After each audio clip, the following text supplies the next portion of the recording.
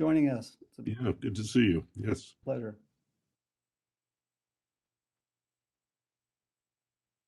Adil, I'm waiting for your direction. Yeah. So we're gonna start now. I'll give a brief welcome and a couple of announcements, and then George, I'll give the word to you, and then we can go to the presentation from Don. Let me just share the screen here.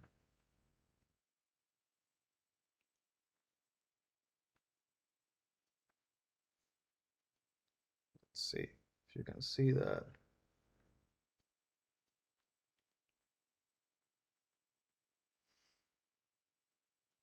Yeah, and we can start now and welcome everyone. This is part of the NASA CMS Policy Speaker Series, this one for February 2023. Today, we're honored to have Donald Wibbles, the Emeritus Professor of Atmospheric Science at the University of Illinois, and he's going to be giving a talk on greenhouse gas emissions information for decision making, a framework going forward.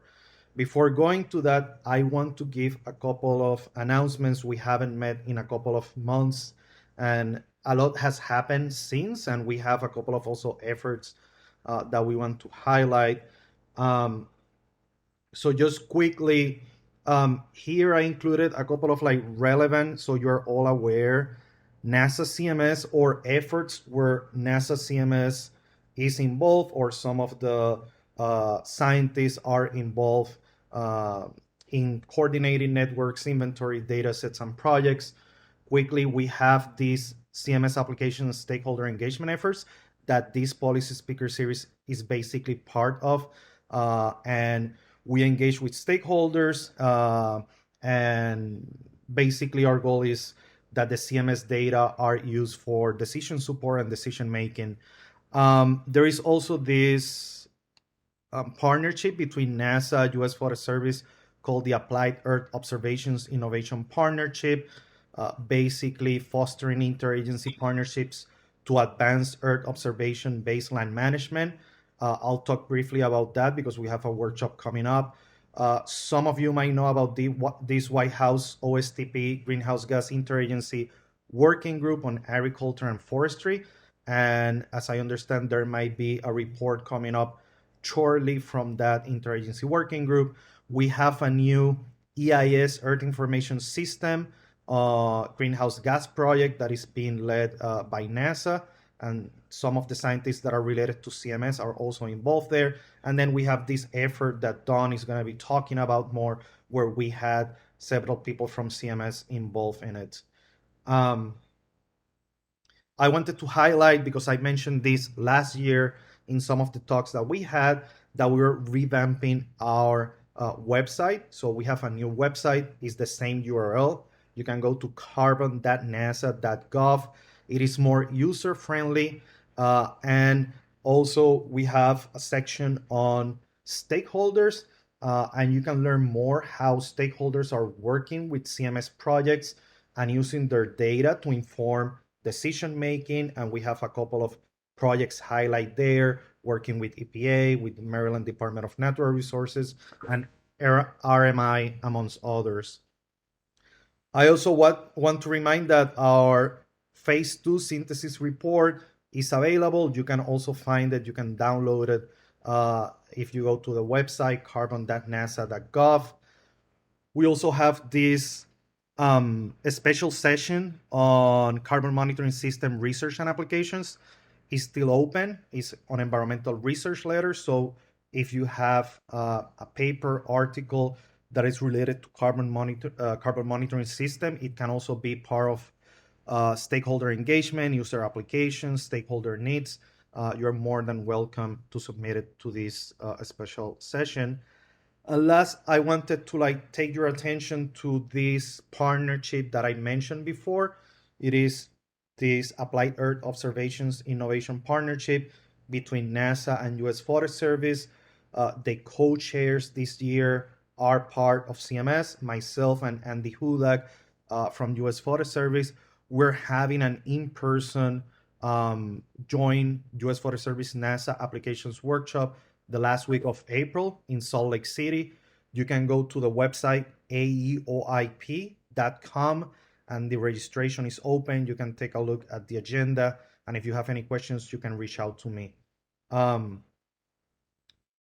so I want to finish there and give the opportunity. We have here George Hurt, that is the science team lead for the CMS initiative, and I just want him to take some time to give us some words. Thank you very much, Adil. That was a great introduction. I don't want to take too much time, but I do want to help set the stage. Um, NASA Carbon Monitoring System was initiated in 2010 in response to congressional direction. It now is in its third phase with over 100 projects prototyping strategies to monitor carbon and carbon fluxes around the world well enough that they could be used in policy setting. CMS is, I think, relatively unique with its emphasis on stakeholder engagement. Every one of those 100 projects it has paired with one or more stakeholders who intend to use the information that gets created during the research.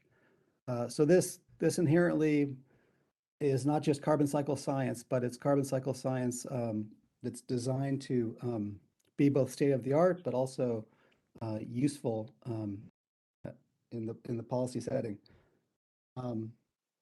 So we're very lucky to have Professor Woibels here and pleased to see the National Academy study that he led. So I won't take any more time, but welcome, Don. Thank you, George.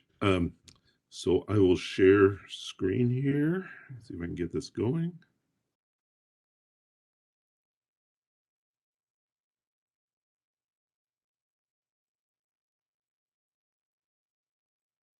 Should be. Can everybody see that okay? We see them. Thank you. Okay, good. So what I'm going to do is give you an overview today of the National Academy study. I'll tell you a lot more about it as we go through. This is a special report, a fast track report, as NAS refers to it as, where we actually started. I was actually contacted in May last year, mid-May, asking me if I could be a part of this and to head it. And I agreed. We and the group got together for the first time in June, and we had a completed report by the beginning of August, near the beginning of August, to go to review by a panel, and then we published it in early October. So this was very, very quickly done. But yet, I think it's for the first time. This is really tried to pull a lot of important information together that we're finding the community that works on emission inventories really needed. And this is the report itself. You can get that from the National Academy, and I'll refer later, how you can do that. So there are many reasons why this is really important. We know policymakers and others are needing to understand and use information about greenhouse gas emissions, but it's also difficult to evaluate the relevance, utility, and accuracy of this information. Collections of information is going on much more at local scales and shorter time scales than previously, and that needs to be accounted for. So high quality emissions information is critical to meeting the targets to reduce greenhouse gases and mitigating the worst effects of climate change across a range of scales, going from global down to very local, including corporate scales, as well as cities and states and other regions. It's already enabled the global community to take monumental steps to address climate change, the Paris Agreement, and tracking progress within that. But we also know that the emissions information can be more accurate, and it needs to be more accurate and transparent and timely as possible to meet the needs of decision makers needing this information. For example, if we have a change in the concentrations of key gases or particles, what's causing that? How do we evaluate that without having this kind of information much more readily available than we have it now? So proving not just the quality of emissions information, but also the way it is communicated, presented would enable further progress in the future. Now, in the report, we mostly talk about carbon and kind of refer to greenhouse gases in a general sense. But it's not just the long-lived gases like carbon dioxide and methane and nitrous oxide and chlorofluorocarbons that we want to be concerned about. We also need to be concerned about that 17% of the gases and particles affecting current temperatures that matter to us all. So that includes getting into short-lived gases and a variety of different particles, soot, et cetera, to really make sure we understand everything if we're going to look at net zero in the most effective way, whether we're trying to reach it from mid-century or beyond mid-century. Now, sure the people here are well familiar with the temperature record and that we've seen this very significant increase. I was happy to see that NOAA just came out with their new evaluation going all the way back to 1850 now. And that the rate of forcing driving that is entirely based, almost entirely coming from human activities. The sun has contributed very, very little. And that it's these, the most important aspect is these long-lived gases, but the shorter-lived gases and particles are important contributions and something we need to consider. Now, there were three major motivations for developing criteria evaluating this that motivated this report. The rapidly increasing demand for a range of users for trusted information is about greenhouse gases across multiple sectors and geographic scales is certainly a driver. New approaches for quantifying greenhouse gas emission information are being developed that need to address this increasing demand. And there's a growing and rapidly evolving institutional landscape, including public, private, and academic entities that want to both provide better greenhouse gas information, but also need that information. The charge to the committee was to describe the approaches used in developing greenhouse gas emission inventories, to discuss the potential uses and limitations of these approaches, to develop a framework to evaluate the emission information and inventories, and we'll talk about that framework shortly, including guidance for policymakers about their use in decision making.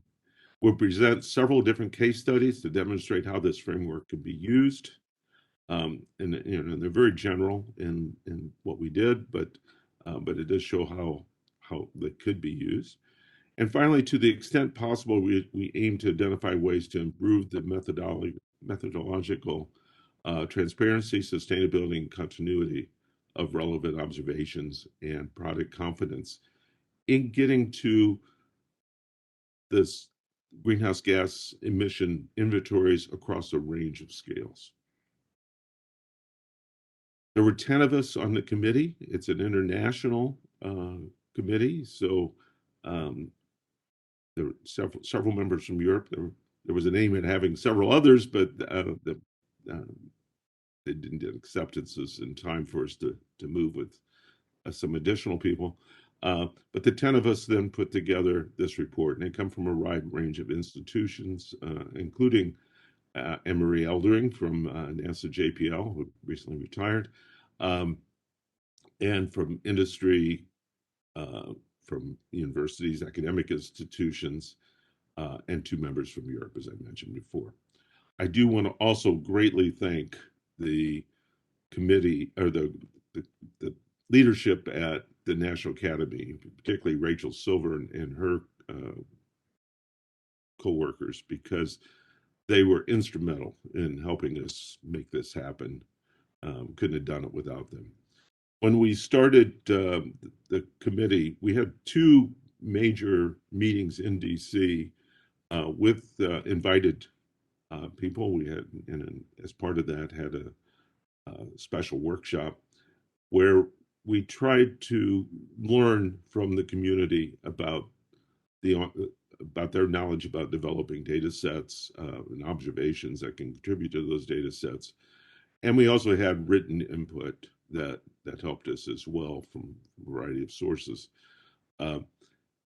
As I mentioned before, the committee did put together the report, mostly through a series of online meetings that we then held after June, that then led to the submission for review in August.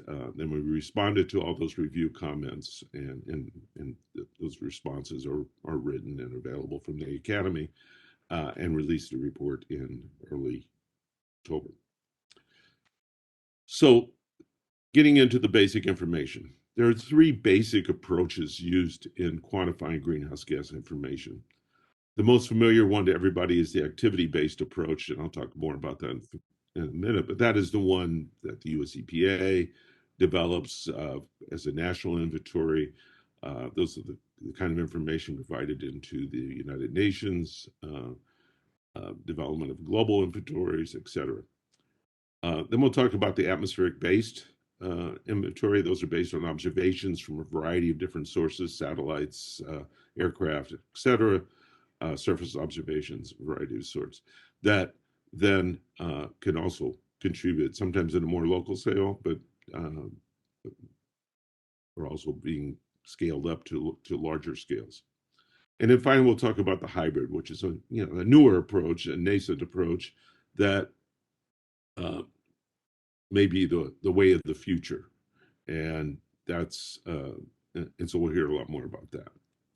So first, the activity-based approach uses activity data, things like fuel consumption statistics, traffic counts, production, meat production, and other statistics that are then multiplied by an emissions factor, how much emissions of a given gas or particle comes from that type of use, and then you come up with the emissions information. As I mentioned, that's the kind of thing that EPA and essentially every other country does around the world. And some of these are being done at more local scales as well.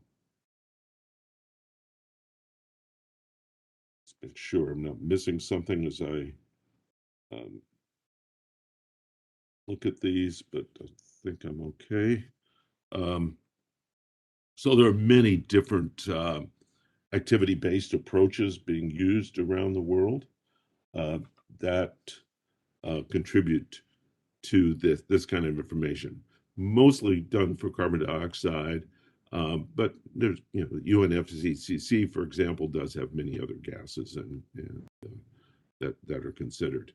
Not too many yet consider all of the gases and short-lived gases and particles I was mentioning earlier. That's something that needs to be given more consideration. The atmospheric-based approach, as I already mentioned, includes, it's based on atmospheric data.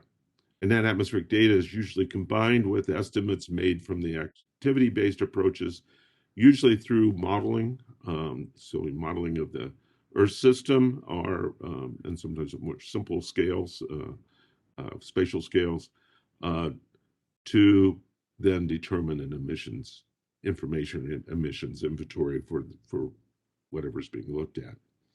Many of these are, for example, are coming out based on the analyses of methane, usually at more local scales, but eventually we'll see this at larger scales as well.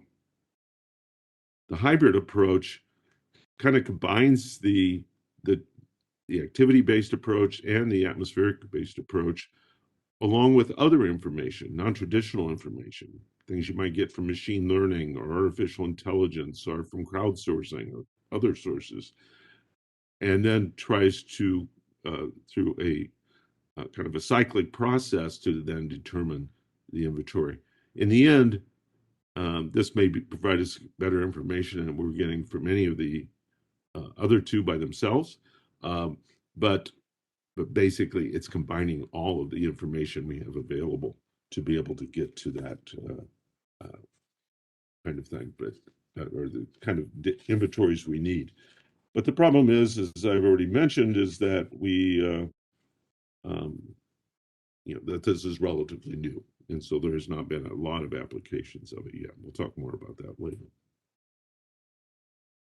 The current landscape is that there are a range of challenges for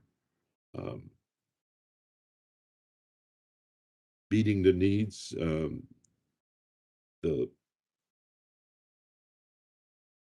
From a technical viewpoint, each of the three approaches face challenges limiting their usefulness.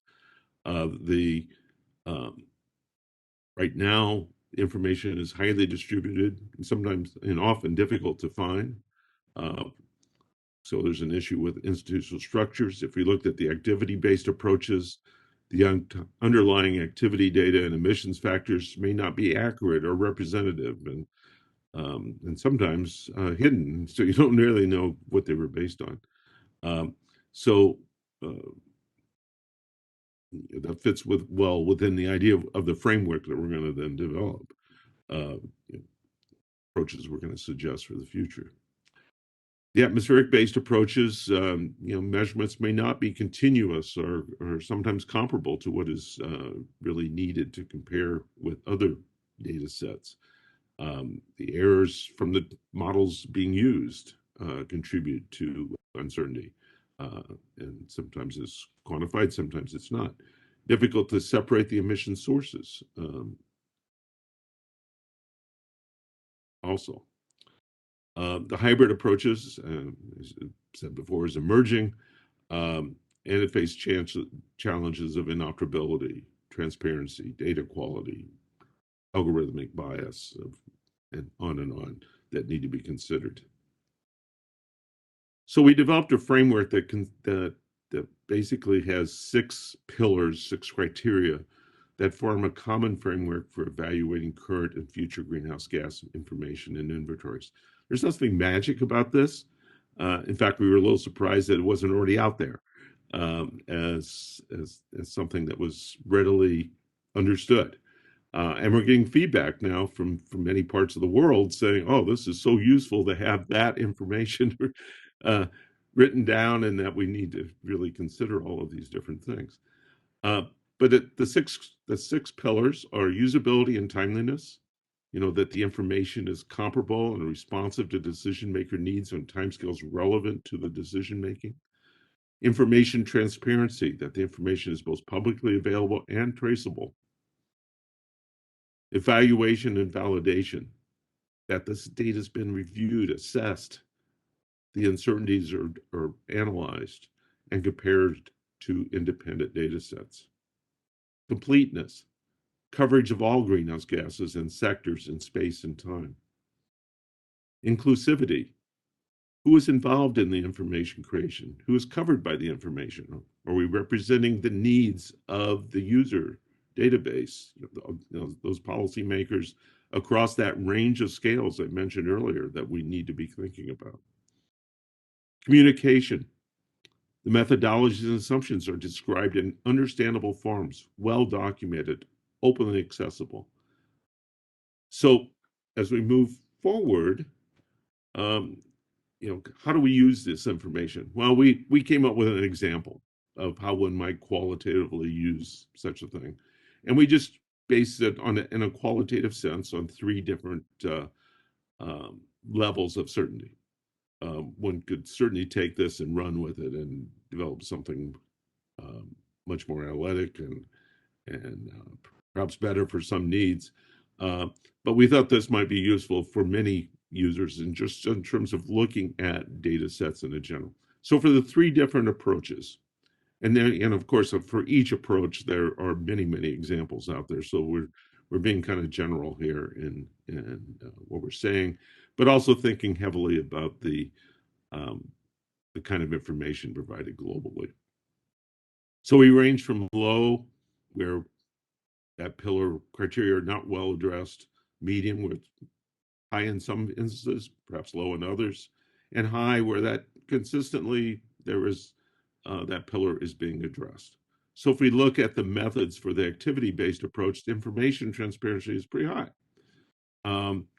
Many of the other aspects are medium, but inclusivity tends to be low. It doesn't always meet the needs of all the users. And sometimes you don't know exactly where all the data came from. The data itself has a range of low to medium, with evaluation being an issue with the activity-based approaches also often. The atmospheric-based approaches likewise go from low to high, with, again, since most of those are developed by the research community, whereas the activity-based were both developed by researchers, but also for policy analyses. The activity-based ones, tend to be high in transparency, and that they're generally published and the information is readily available.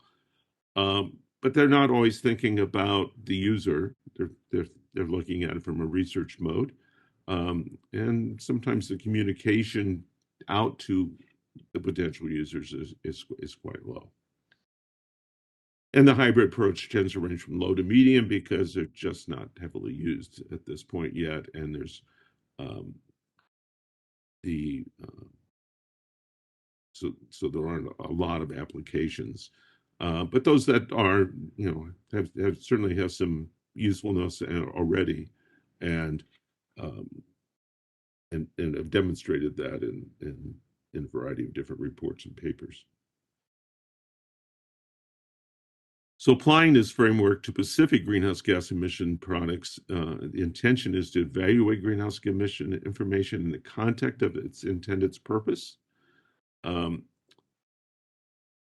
which means considering things like local emissions opportunities, the progress in meeting national commitments. And there's always these questions. Is the intended purpose clearly described and communicated? Is it usable and timely for the intended purpose? Does the quality, reliability, and accuracy of the information meet the needs of its intended purpose? All those things bring you right back to the pillars and why they can be so useful. The report includes several case studies, and I'll just give you a couple examples very quickly of how this framework could be applied. There's several more in the report. We had limited information, and what information was available was all we could use in what we reported on. So, for example, if we look at the UN FCCC reporting, every country, particularly the Annex 1 countries, develop a national inventory. The non-Annex ones just have to have a periodic communication process. Those go into getting resulting emissions of the greenhouse gases, particularly long-lived gases, from a variety of sectors. And at the end, there is a technical expert review that the UN runs before the global information is then published. If we look at that from our viewpoint, and again, we're primarily focusing on the process, not too much the specifics in most of these cases. There's strong aspects relating to following the IPCC guidelines, which results in high information transparency and completeness in the pillars.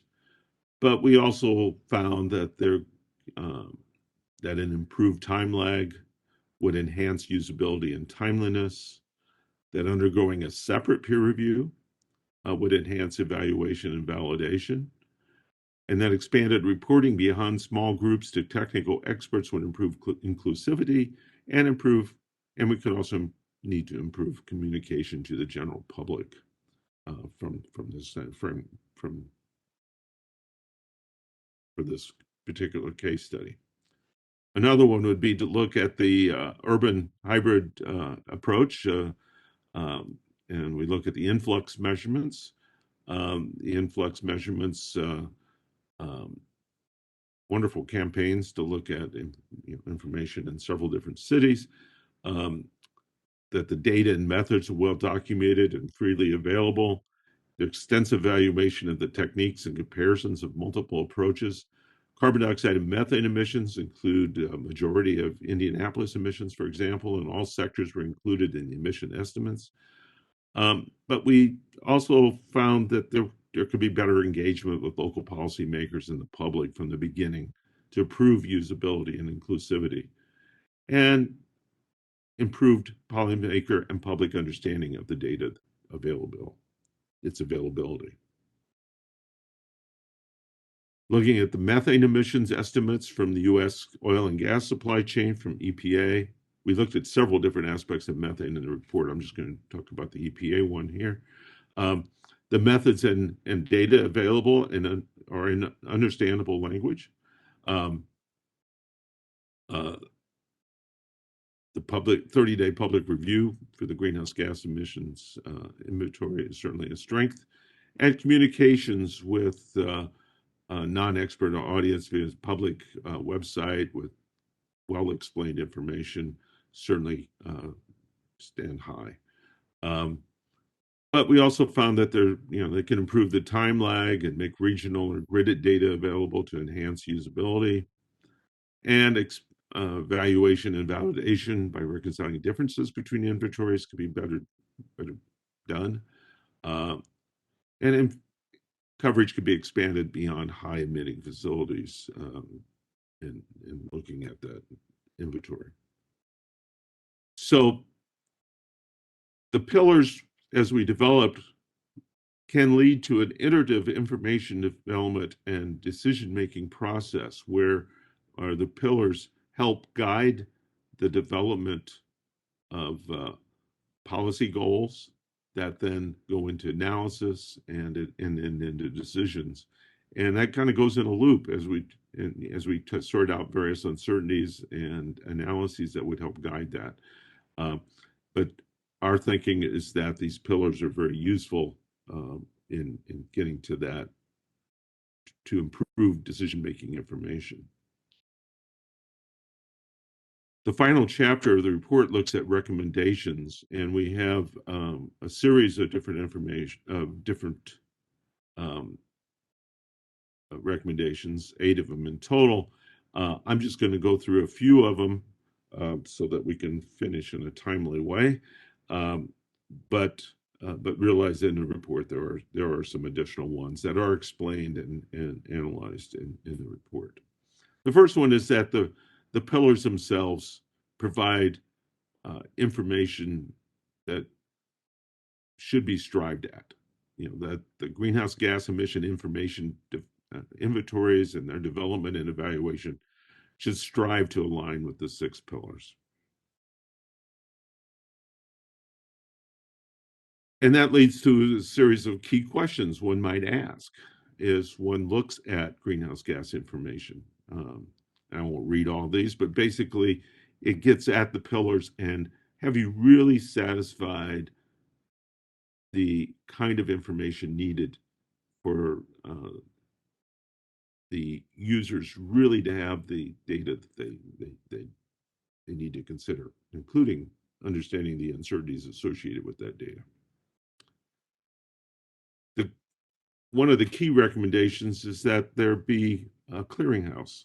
The greenhouse gas information be better coordinated through the creation of coordinated repository or federation of the repositories across the global community, enabling adherence to a set of minimum common pillar attributes. And there are a number of criteria or critical characteristics and functions that this would include that would help you to make sure that that clearinghouse of information meets all those needs.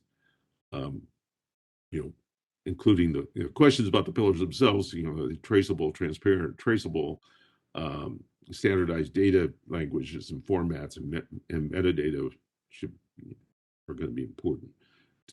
Got to be well documented, that you consider government's mechanisms that are coordinated, trusted, and inclusive. And education is another aspect of this that is going to be important. That one know how to use the data and what the data means. Um, and finally, that we collaborate, that it collaborates with air quality and meteorological communities to extend those additional data sets we were talking about earlier with the short-lived gases and particles.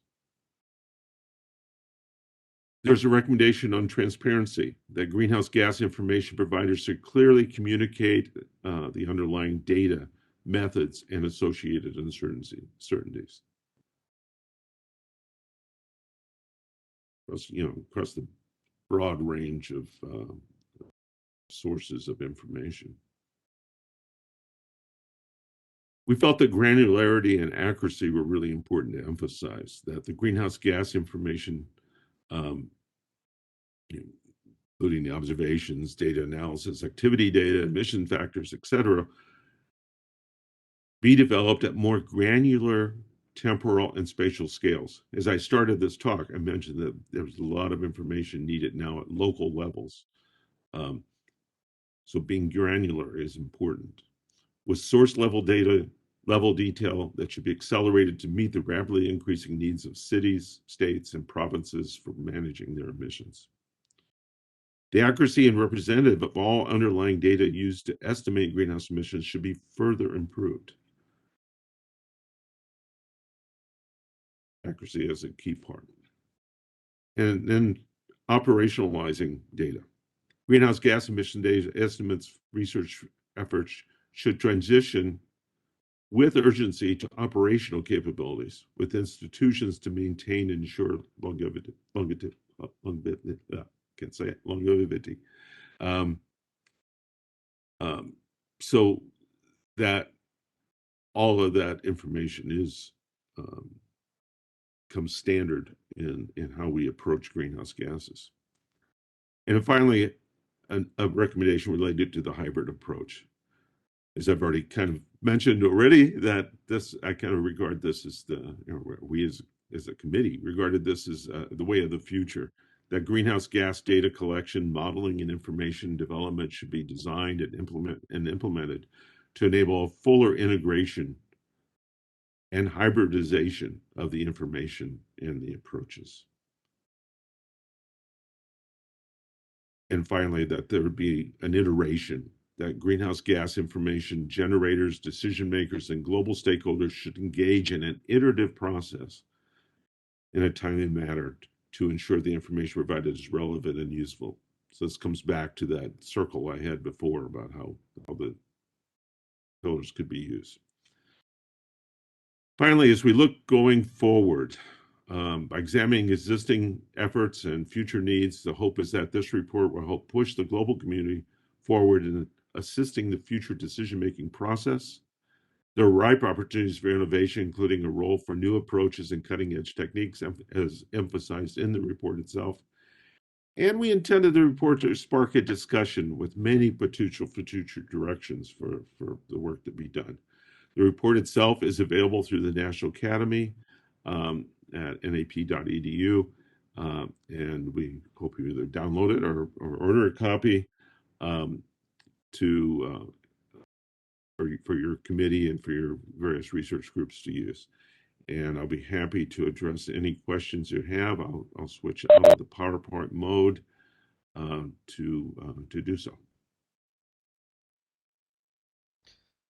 Thank you so much, Don, for the presentation. And we're gonna have we have left enough time. I think we have like 20 minutes, so we can have a Q&A, but also a discussion here. But we have a lot of people here right now, so I'm gonna go over a couple of questions that we have in the chat, Don. But also we're gonna give time for people that are here to unmute themselves. You can unmute and ask questions directly to Don or comments that you have. So first, kind of like more high level, the questions that I have here, more like on the policymaker, decision maker side. So Michael Wright mentioning that since policymakers have apparently dismissed the decades-long data indicating the need for more urgent and strong climate policy, how optimistic are you let me see that. How optimistic are you that more data will actually affect robust climate policy? And also, just to address, because it goes on the same line, um, how can data be presented in a way that is more effectively communicates to the public and the policymakers the urgency of the climate crisis? Well, those are both very important questions. I know in my own work with cities like Chicago that there is a strong interest in these data sets, that they really understand their local emissions. And what it means is they're trying to push towards net zero themselves. Uh, so, um, so I think there's a real need. The interpretation is always an interesting question, and I think it's also demonstrated the need between that there be more interaction between the experts, those of us who do work with these data sets regularly, and the policymakers. And in many cases, cities like Chicago, for example, are hiring people with that kind of expertise towards providing, helping do that interpretation for them. Corporations are also starting to get there. You know, there's new requirements through um, the International Task Force for Climate financial disclosure that essentially is leading to all major companies having to provide information on what they're doing about climate, dealing with climate, both in terms of adaptation and mitigation. Um, and as part of that, that means they need to understand their own emissions. So there has gotten to be a lot more interest in doing that. I do think that question of interpretation, how one goes across from the inventory itself to the user, is a difficult question, and one we're still going to have to face more about. Um, you know, and that is part of the issue of how we make that data more effective. You know, we're not really good at this point yet at communicating it, and I think we need to have, and this will be an important aspect of developing clearinghouses, like we talked about in the report, where that data is not only there, but it is explained to the user how to use it and how to consider uncertainties in the information. Now that we're talking about a clearinghouse and how to communicate the data to decision makers, Sarah Waldo has a question here like, is there a good resource for decision makers to find available greenhouse gas emission information? Probably well, it's limited, and that's part Right. of the problem, because there is no clearinghouse right now. And so what I'm finding tends to happen for cities and states is they're tending to try to go to a variety of sources, and in some cases, some are better than others. Um, in the US, you know, EPA probably still has the best data set that I know of in terms of emission inventories. Or, you know, there may be others that are as good or better, but I'm just not a major expert on that. As most people know, I spend most of my time doing modeling rather than inventories. But um, but nonetheless, that's a very important aspect, and that's why we really need these clearinghouses. We need um, clearinghouse perhaps for U.S. data that might be different than, you know, what's being done in other countries. You know, those are all things to consider as we try to move forward towards how do we get that kind of information, and yet we know we need it for the reason like I mentioned before. If the carbon dioxide concentration doesn't change in the next year in the way we thought it would, well, why did that happen? And um, is it because somebody's not following the international protocol? Is it because nature, natural emissions are being a factor? There's a lot of questions that need to be addressed if we're really going to understand future policy going forward. And part of that is understanding your own emissions if you're trying to look at smaller scales. Right. And I know there might be people that want to jump here and maybe like even like add a little bit to that question from Sarah. And I see Alden, you have Yeah. your hand raised up. So yeah, you can unmute yourself. Good to see Alden. I haven't seen him for a long time. Does Sarah want to go first? Alden, we can't hear you. Yes. Can you hear me? Yes. Does Sarah want to go first, or I'm in your hands? I didn't know if you had called on Sarah first. Oh, I didn't see Sarah's. Yeah, Sarah. I'm not seeing, the only hand up I saw was Alden. Yeah, no. Well, it's- Okay, well, I'll go then, and maybe Sarah can come in.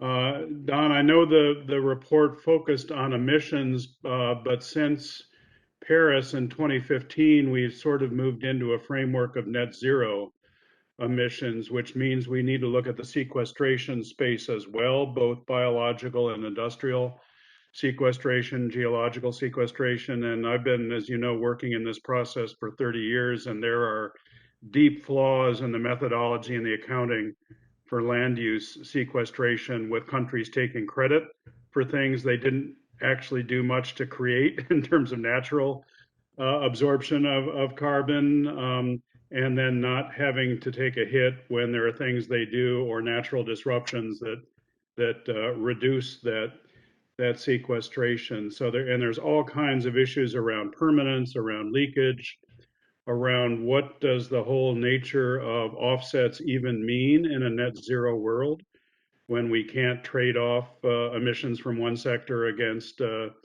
offsets in another. So I'm just wondering how the report or how the processes you're involved in look at that issue. There's a whole literature out there now with the McKenna Task Force, the high-level expert group on net zero accounting and avoiding greenwashing, et cetera, that's been looking at the corporate sector, the investors, some of the subnational governments.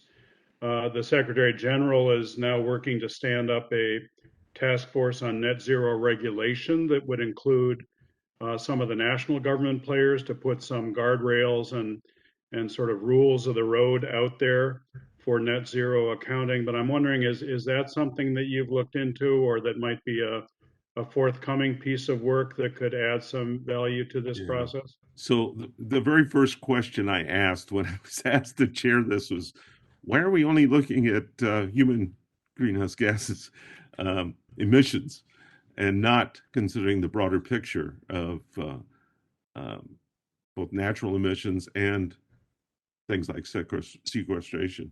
And the answer was, well, it was just too much to bite off for the first report. Let's get this report done relating to human-related greenhouse gas emission inventories, and that this is likely to lead to other Academy studies.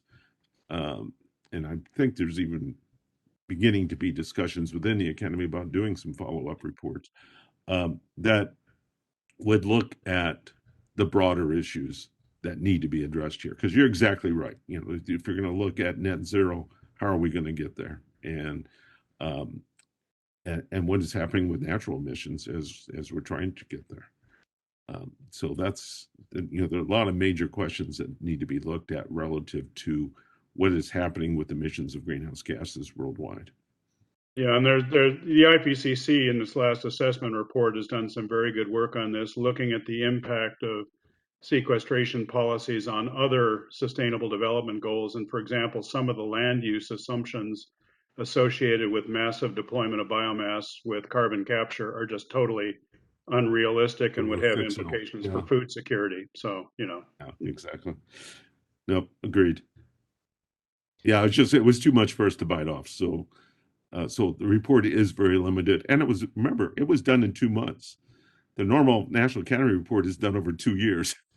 So I was rather shocked when we were told we had to have a report in 2 months, but I didn't think we'd make it happen, but we did somehow. And we ended up almost a 200-page report. I hope you get to catch up on your sleep in the next 2 months. Well, and the funny thing is because of COVID, my wife and I had not been able to celebrate our 50th anniversary in 2020. And so we had a special cruise this summer that we were doing on our 52nd anniversary. And so I was gone for 10 days for that. I think we had a family event where I was gone for another week. And yet, and the rest of the team all had those same kind of things. And somehow, through the grace of God, we somehow pulled this all off. And as I said before, Rachel and her team were just fabulous in helping us make this happen. Thank you, Alden. So we'll go. There's a couple of other questions, but I wanted to go back. If there is anyone else, I don't know if it was Sarah. If there is anyone else that wants to like jump in and unmute and make the question to Don or to the broader group.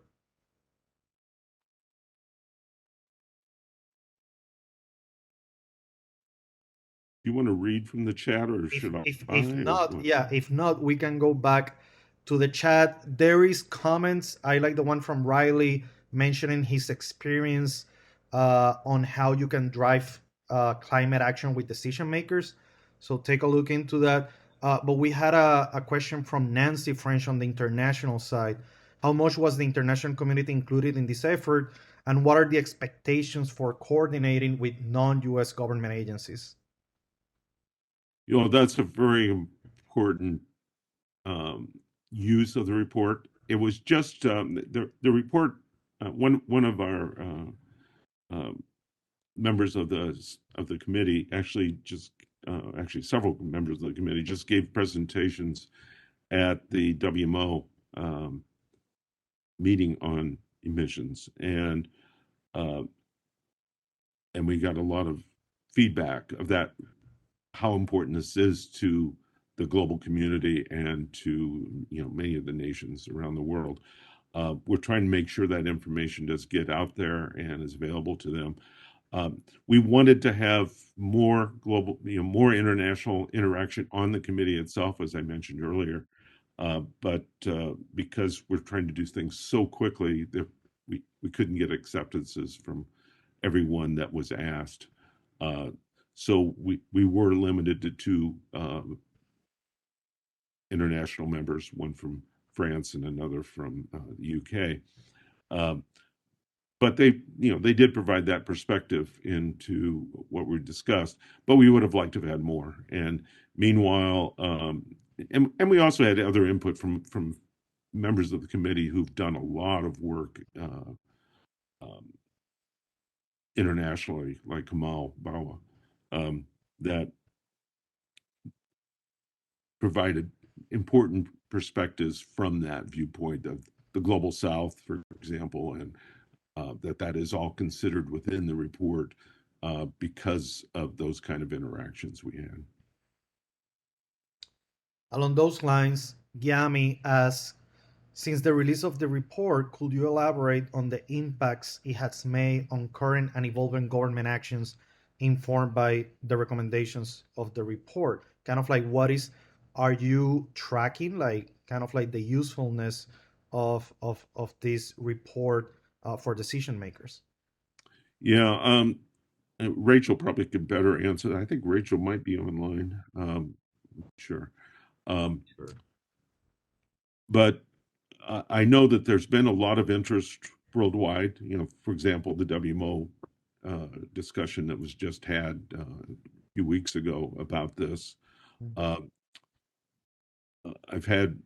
received emails from several scientists from other countries about how important this was, they thought, to them and to their own national evaluations. So I think there's certainly a lot of interest. The clearinghouse question keeps getting brought up in a variety of different places, but I don't have all the information. And somebody like Rachel probably could provide a lot more information about how much feedback they've had. Okay. There is another question from Laurie. The EPA produces a national inventory that follows the convention's rules of the UNFCCC process. This has a lot of inertia. How can we incorporate new information on inventories and insights from top-down approaches in a timely way? Well, that's exactly what we were calling for. Yeah, I think we were trying to put that out there, that we need to be thinking about this combination of bottom up, top down, getting towards the hybrid approach that can really, I think, provide better information in the end. But it has been slow moving. and it's been an issue. Okay, we have a couple of minutes. I want to open again, like if there is anyone else that wants to um, make any questions, comments to the group or to Don.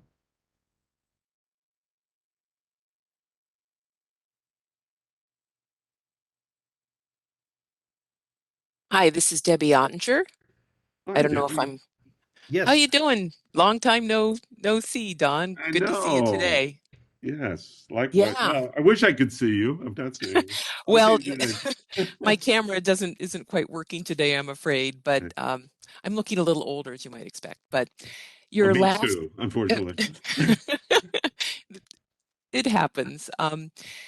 You made a very interesting statement just now, and it's as it happens, we have just published a draft U.S. greenhouse gas inventory today for public comment. That period lasts about a month. And actually, I can see if I can find that info and put it in the chat, but probably if you Google Wow. US GHG inventory, you can find it. Anyway, that does include this draft inventory and improvement to our estimates of emissions for sulfur hexafluoride, which many of you probably know is the most potent greenhouse gas that we're aware of. It's Yeah, I emitted did one of the from, first studies on that. all right, okay. So it is emitted, its main source in the US is electric transmission and distribution networks, where it's used as an electrical insulator. And we worked with some folks from NOAA and several universities, including Steve, who I saw earlier is on the call. So Steve, I hope I didn't steal your thunder here, but I think we've undertaken a really good cooperative effort over the last couple years to take that kind of hybrid approach that you're discussing, Don, where we take the knowledge that we have on the bottom-up inventory side, the activity-based inventory, and combine that with excellent information on the atmosphere-based side, coming again from our colleagues like Steve and Lei Hu at NOAA and affiliated universities. And we've put that knowledge to work. And we found in the US that I don't want to take up too much time, but the atmosphere-based data confirmed that the trend has been downward, which is what we thought, based on just our bottom-up information. But it showed that there were some gaps in between the atmosphere-based estimates and the activity-based estimates, where the atmosphere-based estimates were higher than the activity-based estimates, especially for earlier years between about 2008 and 2011.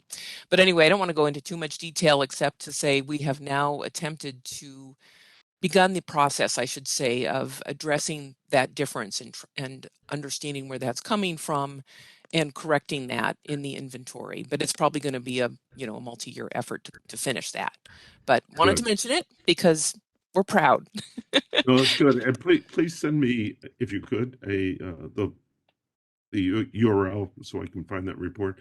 I'm very interested in. I've actually had reporters recently not only calling me about SF6 but also about CF4, and the fact that Illinois maybe has the largest industrial emissions of CF4. And I think it was CF4. It might have been Yes. longer lived gas. And the fact that we not only nationally have these emission inventories is important, but getting them down, as I said in the talk, getting them down to the local scale will actually be very useful to communities.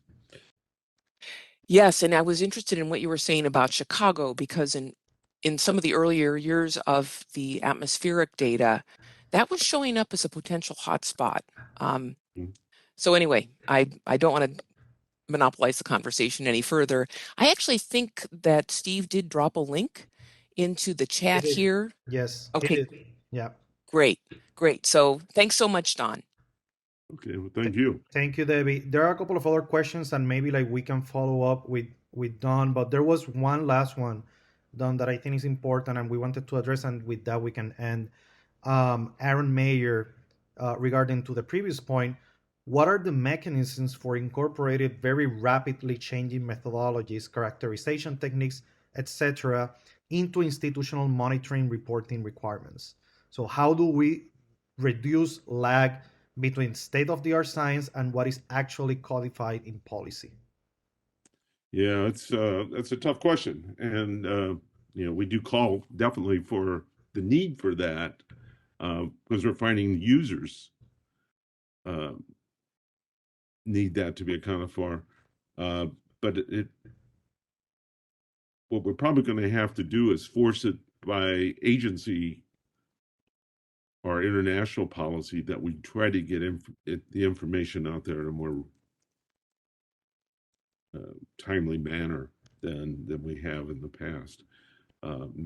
Again, the idea of a clearinghouse might allow you to update almost continually and be able to do that more effectively. But we don't have that mechanism in place right now, and that is, so those things remain an issue and need to be considered. We did not come up with solutions in the report. We came up with, here are the issues. We did make some suggestions, like the clearinghouses, and as a way forward.